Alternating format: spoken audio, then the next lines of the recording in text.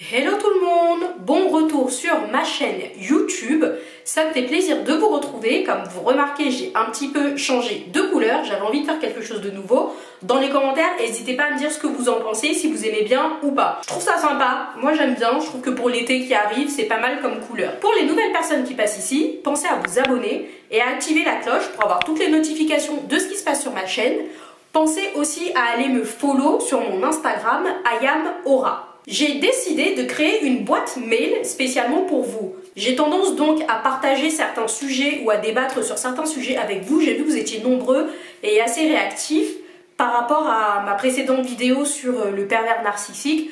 Du coup, j'ai créé une boîte mail où vous pouvez m'envoyer toutes vos histoires parce que j'ai envie d'échanger avec vous, j'ai envie de parler beaucoup plus avec vous. Je pense qu'une fois par semaine, je lirai donc les histoires de plusieurs personnes, du moins. J'essaierai vraiment de faire ça une fois par semaine pour y répondre ou pour vous donner mes conseils. J'aimerais vraiment que vous y participiez parce que je trouve que c'est une bonne idée, ça nous permettrait aussi de beaucoup échanger. À savoir que tout ce que vous allez me confier dans cette boîte mail sera donc anonyme. Je ne dirai pas les noms, je raconterai tout ça anonymement et vous-même vous reconnaîtrez dans votre histoire, mais personne d'autre ne saura que c'est vous. Tout sera complètement anonyme. Vous trouverez donc le nom de la boîte mail dans la barre d'infos et je vous le marque aussi ici en bas de l'écran. Donc n'hésitez surtout pas à m'écrire si vous voulez des conseils sur votre vie sentimentale, sur des amitiés, sur le travail, sur quelque chose qui ne va pas à l'école, sur quelque chose que vous n'arrivez peut-être pas à confier à un membre proche mais que vous vous sentez prêt à pouvoir raconter. Je suis là pour ça. N'hésitez vraiment pas à m'envoyer ça et une fois par semaine, je lirai les histoires des personnes choisies et j'essaierai de vous donner au mieux des conseils. J'ai vraiment envie de faire ça, c'est quelque chose qui me tient énormément à cœur, donc j'espère que vous serez nombreux à participer. Envoyez-moi tout dans ma boîte mail. Je propose donc, après tout ça, de commencer cette vidéo.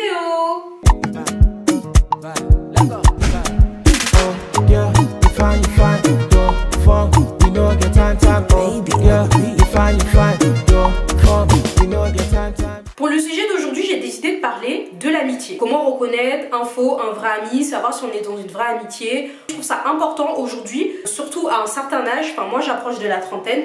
Je me rends compte que j'ai pas non plus énormément d'amis, mais je sais que j'ai des gens sur qui je peux vraiment compter et c'est l'essentiel. Du coup, je voulais donc vous parler de l'amitié. Je suis complètement désolée, je suis malade, j'ai attrapé une espèce de crève. C'est pour ça que je sais pas si ma voix elle est un petit peu bizarre, mais je pense pas. C'est le début, donc ça va encore. Avoir des amis, c'est quelque chose d'important. On en a tous besoin. L'amitié pour moi, c'est comme un mariage, donc il y a des hauts et des bas. Et pour moi, les choses les plus importantes dans l'amitié sont la fidélité, la loyauté, la disponibilité, la confiance, l'écoute, le partage. C'est comme dans un mariage, hein, clairement. Ça engage énormément de choses et il faut savoir se remettre en question, ce que certaines personnes ne savent pas faire. C'est très important en amitié, tout comme en amour, de pouvoir se remettre en question. Il y a donc des types d'amitié que moi je trouve bancales et que je dirais c'est une manière de reconnaître un peu les faux amis. On peut aussi dire que du coup ces amitiés là ce sont des amitiés toxiques, vous savez c'est des vermines, des espèces de rapaces qui sont là limite pour vous comment dire, qui sont là pour vous pas détruire mais bon qui sont pas vraiment là pour vous quoi, qui sont vraiment là par intérêt. Donc les faux amis. Un faux ami est quelqu'un qui n'est jamais désintéressé, c'est-à-dire que cette personne vous pouvez ne pas avoir de nouvelles pendant un certain temps. Elle va vous appeler, commencer avec des « Ah, salut, tu vas bien, nanani, ta famille, etc. » Et passer tout d'un coup à « Tu te rappelles le truc dont je t'avais parlé, tout, etc. J'aimerais que tu fasses ci ou j'ai besoin que tu fasses ça. » Mais en échange, la personne ne sera pas vraiment présente. Elle vous demande pas comment vous allez parce qu'elle a envie de le savoir. Elle vous demande comment vous allez juste pour vous brosser dans le sens du poil. Vous voyez un peu ce que je veux dire? C'est une personne qui prend beaucoup mais qui ne donne rien. Donc si vous voyez autour de vous que vous avez une personne qui vous en demande beaucoup mais qui ne vous apporte jamais autant que ce que vous donnez ou voire même pas du tout, dites-vous que c'est une personne toxique et ce n'est pas vraiment votre ami. Les faux amis, vous savez, c'est aussi les personnes qui débarquent donc c'est où à un moment dans votre vie vous allez bien, où vous avez accompli quelque chose, où vous voyez que vous avez avancé dans votre vie, cette personne-là va débarquer souvent avec des « Ah, mais tu dates toi !» Vous savez, c'est la personne qui a vu peut-être que vous avez glow up, autant physiquement que dans votre vie personnelle. Hein. Donc elle se dit « Oh, il y a peut-être quelque chose à en tirer. » Donc ça commence des « Ah, mais tu dates toi !» Souvent dans vos têtes, restez à cette date-là. Dites-leur ça. on va rester à cette date-là parce que de toute façon, avant qu'elle revienne dans votre vie, vous alliez quand même bien. C'est mieux de continuer ainsi quand vous voyez que la personne ne vous a juste rien apporté durant ces années. Souvent, c'est une personne qui date de votre adolescence ou de votre enfance, avec qui vous avez eu une histoire dans le passé, peut-être que vous êtes bien entendu, mais qui a disparu du jour au lendemain ou dont vous n'avez plus de nouvelles depuis des années et qui débarque juste sous prétexte que vous avez bien évolué dans votre vie. Pour moi, un faux ami aussi, un faux ami, c'est une personne qui disparaît quand elle est en couple. On a tous connu ça et on a peut-être été aussi le faux ami de quelqu'un. Moi, je sais qu'à l'ancienne, quand j'étais en couple, j'avais tendance à disparaître aussi. C'est-à-dire que je calculais plus trop mes potes, etc. Et erreur, ne jamais faire ça. Dieu merci, j'ai grandi et je ne fais plus la même erreur. Quand on est en couple, c'est normal de voir moins nos amis et de se consacrer à notre vie de famille. Surtout à partir d'un certain âge.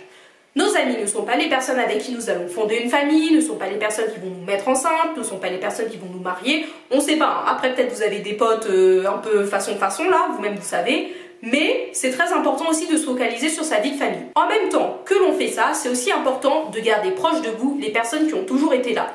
Parce que si vous avez un chagrin, si vous avez une peine de cœur ou si même vous avez des soucis, vous avez toujours besoin de personnes à qui parler, je dirais donc que passer moins de temps avec les amis, c'est normal, mais il ne faut pas les oublier pour autant. Donc ce n'est pas parce que tu es en couple qu'il faut que tout s'arrête autour de toi, parce qu'on n'est jamais sûr de rien. Tout comme tu décides d'arrêter tes amitiés, dis-toi que ton couple peut s'arrêter du jour au lendemain et tu peux vite te retrouver seul.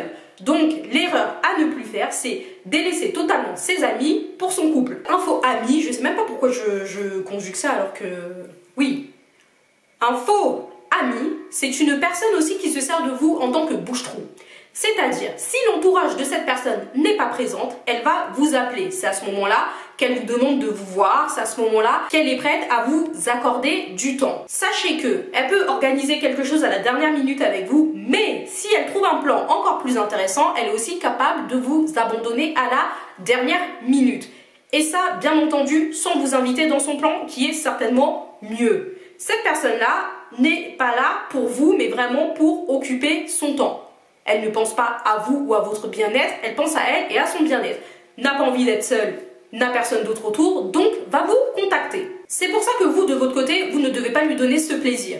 Vous valez quelque chose, vous êtes important. Si cette personne ne peut pas le remarquer, vous de votre côté, n'hésitez pas à lui faire comprendre. Quand on organise quelque chose avec une personne, il faut aller jusqu'au bout. C'est pas on annule parce que Pierre-Paul Jacques m'a proposé quelque chose de mieux, donc je te laisse tomber. Non, ça ne fonctionne pas comme ça. Dites-vous bien que vous valez quelque chose et faites valoir vos droits. Les faux amis sont clairement des profiteurs. Ça peut commencer par l'obtention du permis. Je ne sais pas si vous avez remarqué, mais souvent quand vous avez votre permis, il y a plein de gens qui vous appellent. Oh, ça te dit de sortir.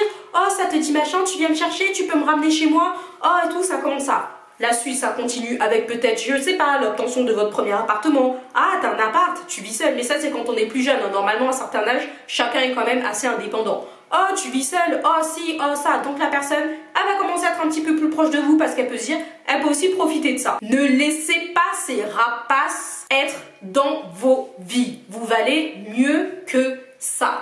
Ce que vous avez obtenu, profitez-en avec les gens qui ont toujours été présents. C'est tout. Il y a aussi un exemple que je peux donner, c'est durant la scolarité. Je ne sais pas si vous vous rappelez, mais au lycée ou au collège, vous étiez proche de personnes, donc vous étiez hyper proches. Hein.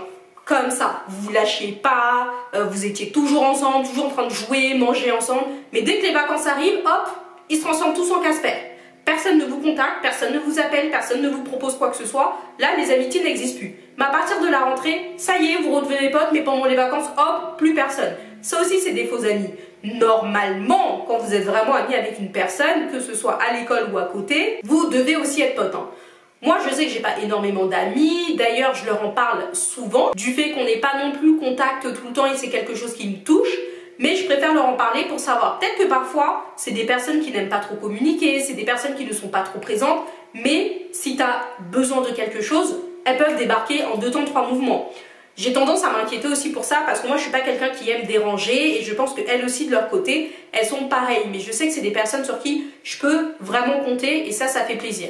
Donc parfois il ne faut pas se dire que oui, cette personne ne me donne pas de nouvelles, elle n'est pas présente, ça veut dire que je peux pas compter sur elle, ça veut rien dire.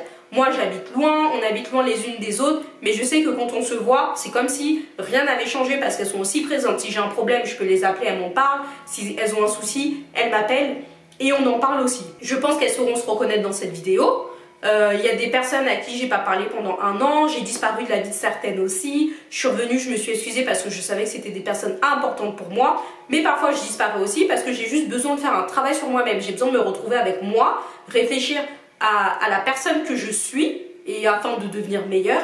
Donc parfois je disparais pour ça et je leur remercie de ne pas m'en vouloir et de toujours me comprendre. J'ai vraiment des gens extraordinaires autour de moi et c'est pour ça que je vous aime fort les filles. Donc comme je disais dans cette vidéo, un véritable ami c'est une personne qui vous accorde du temps, c'est une personne qui est présente, qui est là dans les bons comme dans les mauvais moments, parce qu'on a aussi, vous savez, ces amis qui sont là, tu vas bien, t'as de l'argent, tu sors, vous allez au resto, etc. Tout le monde est présent. Mais le jour où tu as le malheur de tomber malade ou quelque chose comme ça, tout le monde disparaît. Moi personnellement c'est ce qui m'est arrivé quand je vivais à Paris. Tout le monde a disparu. Bon, au final, ça m'a permis de faire le tri, de savoir qui était qui, de savoir quelles étaient les personnes présentes et celles qui n'étaient pas là. Et je sais qu'aujourd'hui, mes vrais amis, ce sont les personnes qui me supportent, qui m'acceptent comme je suis, qui acceptent mes défauts, qui acceptent mes qualités, qui sont présentes, qui sont à l'écoute et qui sont capables de se déplacer pour venir me voir loin ici, qui sont capables aussi de m'accorder du temps quand je monte sur Paris pour les voir, qui sont juste présentes quoi. Ou si elles peuvent pas forcément m'accorder du temps parce qu'elles travaillent ou autre chose, on ne sait pas ce qui se passe aussi dans leur vie, sont quand même présentes au téléphone ou ailleurs. Et c'est vraiment des personnes que j'ai la chance de vous avoir quoi, je vous dirai jamais assez. J'espère que autour de vous, vous avez réussi avec ces quelques exemples à reconnaître les vrais amis des faux. J'espère vous avoir un petit peu aidé, mais ne soyez absolument pas le bouche-trou de quelqu'un, ne soyez pas le faire-valoir de quelqu'un ou la 5e roue du carrosse comme on peut dire. Vous méritez quelque chose de bien. Donc 2019, les fakes amis, ça disparaît. Et est-ce que je vais vous dire la même chose en 2020 et en 2021? Oui bien sûr, on va continuer dans cette optique là. C'est la fin de cette vidéo. Comme je vous le disais, n'hésitez pas à m'écrire à la nouvelle boîte mail que j'ai créée, auratalkwithyou@gmail.com, pour m'envoyer toutes vos histoires et chaque semaine je ferai une vidéo dédicacée à chaque histoire. Si vous avez envie de vous confier, si vous voulez des conseils, n'hésitez surtout pas à m'écrire. Je vous fais des gros bisous et je vous dis à bientôt pour une nouvelle vidéo.